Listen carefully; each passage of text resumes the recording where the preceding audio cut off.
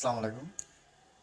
আমরা তো সকলে জানি কিছুক্ষণের ভিতরে হ্যামস্টার কম্বোট বাই সেল করা যাবে। তো আপনারা যারা বাই সেল করবেন বা যারা নতুন বাইন্যান্সে যারা দিয়েছেন তারা কি বা কীভাবে সেল করবেন একটু দেখে নিন।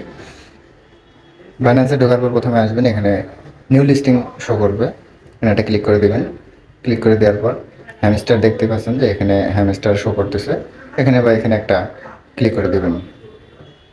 ক্লিক করে দেওয়ার পর এই পেজে নিয়ে আসা হবে। এখানে যে ক্রাউন লঞ্চ চলতেছে, 1 ঘন্টা সময় আছে, আর 1 ঘন্টা পরে সেল করা যাবে। তো সেল একটা ক্লিক করে দেবেন আপনারা, এই যে সেল একটা ক্লিক করে দেবেন।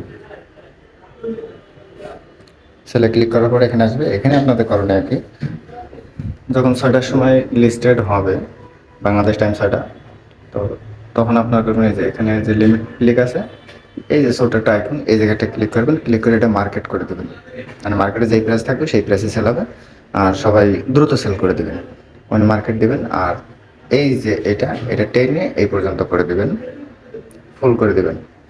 দেওয়ার পর সেলে একটা ক্লিক করে দেবেন, তাহলে আপনার সেল হয়ে যাবে। সেল হয়ে যাওয়ার পরে আপনার যে এই ব্যালেন্সটা, এটা 0 0 হয়ে যাবে। 0 হওয়ার পরে আপনার আপনাদের ওয়ালেটে একটা ক্লিক করবেন, ক্লিক করে দেখে নেবেন যে আপনাদের ব্যালেন্সটা এখানে শো করবে। যদি এখানে শো না করে তাহলে আবার আপনারা ট্রেডে ক্লিক করে দেবেন।